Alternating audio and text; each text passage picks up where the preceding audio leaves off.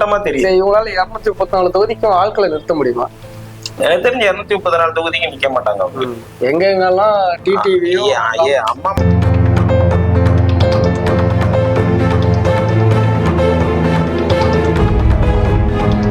நாங்க தான் டாப் அப்படின்னு ப்ரூவ் பண்ணுவோம் அப்படிங்கிற மாதிரியான ஒரு விஷயம். சரி, இது நம்மளே இதை இவ்வளவு யோசிக்கிறோமே, இதை எடப்பாடி யோசிச்சிருக்க மாட்டாரா? கண்டிப்பா யோசிச்சிருப்பாரு. அவரோட ரியாக்ஷன் எப்படி இருக்கும் இதுல?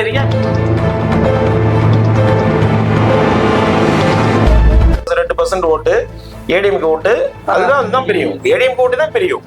அதே மாதிரி அதே கூட்டணியில் இருக்கிற பாமக ஓட்டு பிரியும். அப்ப இது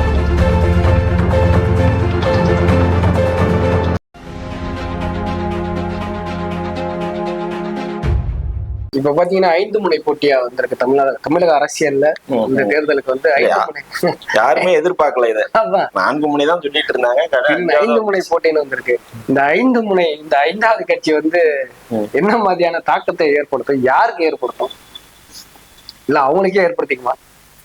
இல்ல, இது வந்து பாத்தீங்கன்னா, இது இந்த எலெக்ஷன் வந்து இப்ப 5வது முனை அவங்க போட்டி வந்திருக்கிறது பாத்தீங்கன்னா, இது வந்து ஒரு ரிவெஞ்ச் மாதிரி இருக்கு.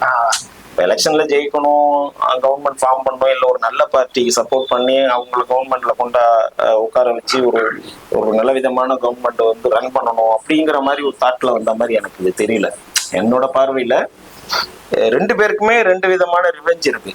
சேர்ந்திருக்கிற 2 பேருக்குமே. ஐயா ராமதாஸ் அவர்களுக்கும் ஒரு விதமான ரிவெஞ்ச், 2 பேத்துக்கும் மகனை தோக்கடிக்கும். சசிகலா அம்மையார் அவர்களுக்கும் ஒரு ரிவெஞ்ச் இருக்கு. 2 பேத்துக்கும் அவங்க மகனை தோக்கடிக்கும். இவங்க வந்து டிடிவி எங்கெல்லாம் கண்டஸ்ட் பண்றாங்களோ டிடிவி பார்ட்டி, அங்க வந்து இவங்க ஸ்ட்ராங்கா ஒர்க் பண்ணி அவரை ரிவர்ஸ் கொண்டு வரணும். ராமதாஸ் ஐயா அவர்களுக்கு அன்புமணி பாமக எங்கெல்லாம் நிறுத்துறாரோ அவங்க ஸ்ட்ராங்கான வேட்பாளரை போட்டு அந்த ஓட்டை கம்மி பண்ணணும். சோ இந்த அதுக்காக தான் இவங்க 2 பேருமே சேர்ந்திருக்காங்கிறது அப்பட்டமா தெரியும். இவங்களால 234 தொகுதிக்கும் ஆட்களை நிறுத்த முடியுமா? எனக்கு தெரிஞ்சு 234 தொகுதிக்கு நிக்க மாட்டாங்க அவங்க. எங்கெங்கெல்லாம் டிடிவி அம்மா மக்கள் முன்னேற்ற கழகம் எங்க நிக்குதோ அங்க வந்து சசிகலாவோட பார்ட்டி நிப்பாங்க. பாமக எங்க நிக்குதோ அங்கெல்லாம் ராமதாஸ் ஐயாவோட பார்ட்டி நிப்பாங்க. நல்ல கேண்டிடேட்டா போடுவாங்க. நல்ல கேண்டிடேட்டா ஸ்ட்ராங்கஸ்ட் இருக்கிறவங்கள அவங்கள போட்டு இந்த 2 பேரும் சேர்ந்து 2 இடத்துலயும் சப்போர்ட் பண்ணுவாங்க. கிட்டத்தட்ட அந்த மாதிரி தான் போகும். 234 தொகுதியிலேயே அவங்க நிக்க மாட்டாங்க. தெரிஞ்சு நிக்கிறதுக்கு வாய்ப்பு இல்லை. ஏன்னா அது வேஸ்ட் வேலை வேற. ஏன்னா அவங்க நோக்கம் வந்து, ஏன்னா இப்போ இவங்க நினைச்சிருந்தா 2 பேரும் ஒண்ணு ஏடிஎம்கே சப்போர்ட் பண்ணலாம், வெளில இருந்து பண்ணலாம், ஒன்றும் தப்பு இல்லை. அப்படியே இவங்க 2 கட்சிக்கும் போக முடியலன்னா வெளியில இருந்து கூட தாவேகாவுக்கு சப்போர்ட் பண்றாங்க சொல்லிடலாம். நீ அப்படிதான் அவங்க ஒரு அரசியல் கட்சியா அதை போகணும்னு நினைச்சிருந்தா பண்ணிருக்கலாம். ஆனா அதை தவிர்த்து இவங்க 2 பேரும் சேர்ந்து தனியா ஒரு அணின்னு பார்க்கும்போது அதுல முழுக்க உள்ள இருக்கிறது ஒரு ரிவெஞ்ச், பர்சனல் ரிவெஞ்ச் தான். தன்னை வந்து இப்ப சசிகலா அம்மையாருக்கு டிடிவி மேல ஒரு பெரிய கோபம் இருக்கு. தன்னால் வளர்க்கப்பட்ட தன்னோட பையன் வந்து இப்ப தனக்கு எதிராகவே போய் இருந்தது இல்லாம தன்னை யாரு துரோகின்னு நம்மளை கட்சியை விட்டு நீக்கி நமக்கு ஒரு பெரிய செட்பேக் உருவாக்கணும்னா அவங்க கிட்டே கூட்டணிக்கு போயிட்டாரு. எடப்பாடி கிட்ட கூட்டணிக்கு போனது அந்த அம்மாவால சகிச்சுக்க முடியல. அது உண்மையும் கூட தான் அது. ஏன்னா அவங்கதான் உருவாக்குனாங்க எடப்பாடி அவர்களை. அவங்களே அவரு உருவாக்குனவங்களே வந்து கட்சியை விட்டு நீக்கிற அளவுக்கு எடப்பாடி துணிஞ்சிட்டாரு. இப்ப எடப்பாடி எதிர்த்து ஆரம்பிக்கப்பட்ட கட்சி அம்மா மக்கள் முன்னேற்ற கழகம். அந்த கட்சி இது நாள் வரையிலையும் ரீசெண்டா கூட்டணிக்கு போற வரையிலையும் கூட பாத்தீங்கன்னா எடப்பாடியை ஒழிப்பதே என்னோட வேலை. துரோகி எடப்பாடின்னு அவர் பாத்தீங்கன்னா சொல்லின் செல்வர், சத்தியத்தின் பிதாமகன். அவரு பேசின பேச்சு கொஞ்சம் நஞ்சம் இல்ல. டிடிவி தினகரன் அவர்கள் டெய்லி காலையில ஒரு பிரஸ் மீட், மதியம் ஒரு பிரஸ் மீட், ஈவினிங் ஒரு பிரஸ் மீட், 3லயும் ஒரே விஷயத்த சொல்லுவாரு. துரோகத்துக்கு எதிராக ஆரம்பிக்கப்பட்ட கட்சி அம்மா மக்கள் முன்னேற்ற கழகம்.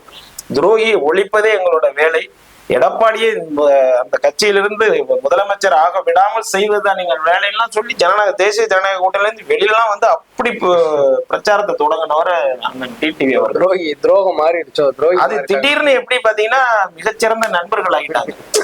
அப்ப அதுக்குள்ள என்ன இருந்ததுங்கிறது வேணாம், அது மக்கள் முடிவு போட்டுருவோம். அப்ப அந்த விஷயம் வந்து சசிகலா அவர்களுக்கு வந்து ஒரு மிகப்பெரிய கோபத்தை உண்டு பண்ணிருக்கு. அது ஏத்துக்க முடியாது தானே. ஏன்னா எடப்பாடியார்கள் வந்து எப்படி சசிகலா கிட்ட அந்த பதவியை வாங்கினாருன்றது இன்றும் காணொலி இருக்கு. அது எல்லாருக்குமே தெரிஞ்ச விஷயம். அப்ப அவரே வந்து திருப்பி இவர்களை கட்சியை விட்டு தூக்கி வெளியில போடுற அளவுக்கு எடப்பாடியார் வந்து ஒரு செயலை செஞ்சுட்டாருக்கும் போது அதை ஜீரணிக்க முடியாது. அதுக்கு தன்னால் உருவாக்கப்பட்ட தன் வீட்டு பிள்ளையே போய் சப்போர்ட் பண்ணுதுங்கும் போது அது இன்னும் அவங்களுக்கு கோபத்தை அதிகப்படுத்திருச்சு. அதுதான் அவங்க வந்து இந்த கட்சி உருவாக்குறதுக்கு காரணமே அதுதான். ஒருவேளை இவர் அம்மா மக்கள் முன்னேற்ற கழகம் தாவேகா பக்கமோ தனியாவே நின்றுருந்தா நிச்சயமா அவங்க கட்சி வந்து உருவாக்கி இருக்க மாட்டாங்க. அது தீர்க்கமான உண்மைதான். இப்படி ஒரு ரூட் அவர் எடுத்ததுனால அவங்க ஒரு கட்சி உருவாக்கி அதுக்கு தனியா அவங்களை பண்றதை விட இதே நிலைப்பாட்டுல இருக்கிற ஐயா ராமதாஸ் அவர்கள் தன்னோட மகனே தனக்கு போட்டியா தனக்கு எதிரான ஒரு நிலையில இருக்கும்போது அங்க ஒரு ஈகோ ப்ராப்ளம்ஸ் இருக்கு. ஏன்னா தான் உருவாக்கின ஒரு கட்சி தன்னோட பேச்சு அங்க எடுப்படல, தன்னை மதிக்கல அப்படின்ற ஒரு மாதிரியான ஒரு சூழல் அவருக்கு இருக்கு. அப்போ அவருக்கு வந்து என்னன்னா தான் யாருன்னு காமிக்கணும். அப்போ பாமக எங்கெல்லாம் நிக்குதோ அங்க தன்னோட பலம் என்ன, நான் யாருன்றத ப்ரூவ் பண்ணோம்னா அது எந்த வயதிலையும் அவர் நினைக்கிறாரு. அப்ப ரெண்டு பேருக்கும் ஒரு சேம் தாட் இருக்கு. அதனால இவங்க ரெண்டு பேரும் சேர்ந்து இப்ப இவங்க ரெண்டு பேரும் ஒரே கூட்டணியில இருக்காங்க. வேற அவங்க ரெண்டு பேரும் பாமகவும் இவர் டிடிவியும். அப்ப அவங்க எங்கெங்கெல்லாம் கண்டெஸ்ட் பண்றாங்களோ அங்கெல்லாம் இவங்க ஸ்ட்ராங்கான வேட்பாளர்களை போட்டு ஒரு டஃப் கொடுத்து அவங்களை வின் பண்ண விடாம பண்ணணும். அதுதான் அவங்களோட கோலா இருக்கு. பிளஸ் வந்து ரெண்டு பேருக்குமே பணம் பலத்துல ஒன்றும் ப்ராப்ளம் இல்லை. சோ இந்த எலெக்ஷன்ல உங்களுக்கு தெரியும், பணம் வந்து ஒரு மிகப்பெரிய அளவுல ஒரு ஃபோர்ஸ் வந்து ஒரு ஒரு ஒரு ரூல் பண்ணும், பயங்கரமான ரூல் பண்ணும் இந்த இடத்துல இந்த எலெக்ஷன்ல. அப்ப அதுக்கு கொஞ்சமும் குறைவில்லாதவர்கள். அப்போ இவங்க பாமக அன்புமணி குரூப்பையும் டிடிவி குரூப்பையும் அவங்களுக்கு வந்து இந்த எலெக்ஷன்ல ஒரு பெரிய செட்பேக்கை கொடுக்கணும். எப்படி இருந்தாலும் நாங்க தான் டாப் அப்படின்னு ப்ரூவ் பண்ணுவோம் அப்படிங்கிற மாதிரியான ஒரு விஷயம். சரி, இது நம்மளே இதை இவ்வளவு யோசிக்கிறோமே, இதை எடப்பாடி யோசிச்சிருக்க மாட்டாரா? கண்டிப்பா யோசிச்சிருப்பாரு. அவரோட ரியாக்ஷன் எப்படி இருக்கும்? இதுல ரியாக்ட் ஒண்ணுமே பண்ண முடியாது. இல்ல, அதனால பாதிப்பு அவருக்கு தானே. பாதிப்பு இருந்தா கூட இதுல ரியாக்ட் பண்ண முடியாது. டிடிவி தோத்து போனாலோ அன்புமணி தோத்து போனாலோ அவங்களுக்கு வந்து ஒரு எந்த ஒரு பெனிஃபிட்டும் கிடையாது. ஜெயிச்சா வேணா பெனிஃபிட், தோக்குறது வந்து நார்மல் தான் அவங்களுக்கு. ஆமா, பட் பாதிக்கப்படுறதுன்னு பாத்தீங்கன்னா இந்த வட்டம் எடப்பாடி தான். அதுல அவரோட ரியாக்ஷன் எப்படி இருக்கும்? அவர் கன்வின்ஸ் பண்ணலாம் எதிர்பார்க்க மாட்டாரா? கன்வின்ஸ் எப்படி பண்ணுவீங்க நீங்க? சசிகலா கிட்ட பேசவே முடியாது. அவரு எப்படி கன்வின்ஸ் பண்ணுவாரு? அவரே எப்படி பேச போறாரு? அவருக்கு மேல முடியாது. அவங்க மேல வாழ்ந்துருப்பாங்களே, அவரை யாரு இருந்தாலும் பிஜேபியும் சசிகலா கிட்ட இன்னும் ரோல் பண்ண முடியாது. ஏன்னா பிஜேபி தான் இந்த அம்மாவை பிடிச்சி உள்ள போட்டாங்க. சிஎம் ஆகிறத தடுத்து இவங்களை கொண்டு ஜெயில வச்சது பிஜேபி தானே. இல்லைன்னா அன்னைக்கு அந்த எடப்பாடி உட்கார்ந்து 5 வருஷம் இவங்க தானே சிஎம் இருந்திருப்பாங்க. லாஸ்ட் மினிட்ல வந்து அதை பண்ணி எப்படி கொண்டு போனாங்கன்னு தெரியும் இல்லையா? அப்ப அவங்களும் வர முடியாது. ஏன்னா இவங்க நிப்பாட்ட போற வேட்பாளர் இவங்க வந்து ஒரு 1000 ஓட்டு பிரிச்சாலும் அது ஏடிஎம்கே ஓட்டா தான் பிரிப்பாங்க கண்டிப்பா.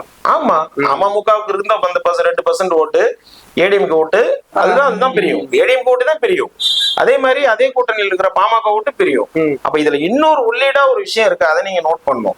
இந்த மாதிரி பிரியிற ஓட்டு அது திமுகவுக்கு சாதகமா போக போதா தாவேகாவுக்கு சாதகமா போக போதான்றது ஒரு பிளஸ் அங்க வரப்போகுது. அது வந்து டிபெண்டிங் அந்த தொகுதி, அந்த வேட்பாளர், அங்க தாவேகாவுக்கு இருக்கிற செல்வாக்கு, திமுகவுக்கு இருக்கிற செல்வாக்கு, இது ரெண்டையும் கணக்கிட்டு பண்ணும்போது இவங்க 2 பேர்ல ஒருத்தர் அந்த இடத்துல அடிச்சுவாங்க. அதாவது பாமக அன்புமணி பாமக நிக்கிற இடம், டிடிவி நிக்கிற அந்த இடம் இருக்கு பாத்தீங்களா? இந்த 2 இடத்துலயும் இவங்க 2 பேருக்கு மிகப்பெரிய வாய்ப்பு இருக்கு. இப்ப அது வந்து தாவேகா இந்த இடத்துல ரோல் பண்ணுமா, டிஎம்கே ரோல் பண்ணுவாங்கிறது அங்க ஒரு கேம் இருக்கும். அது சோ இவங்க 2 பேருக்கு அது சாதகமா அது முடியும். சோ இவங்க எடுத்திருக்கிற இந்த முடிவு திரு எடப்பாடி அவர்கள் வந்து இந்த எலெக்ஷன் அவருக்கு ரொம்ப கடுமையான எலெக்ஷனா தான் இருக்கும் நினைக்கிறேன். நிச்சயமா வாழ்வாசாவா எலெக்ஷன் இந்த எலெக்ஷன்ல வந்து அவரு அட்லீஸ்ட் இருக்கிற அந்த 20% தாண்டினாதான் அவர் தப்பிச்சாரு. 20% தாண்டாம இன்னும் அது குறைஞ்சி 15% வந்துச்சுன்னா அவ்வளவுதான். அந்த கட்சி கேள்விக்குறி ஆகிறத தாண்டி இவரோட பொசிஷன் கேள்விக்குறியாகும்.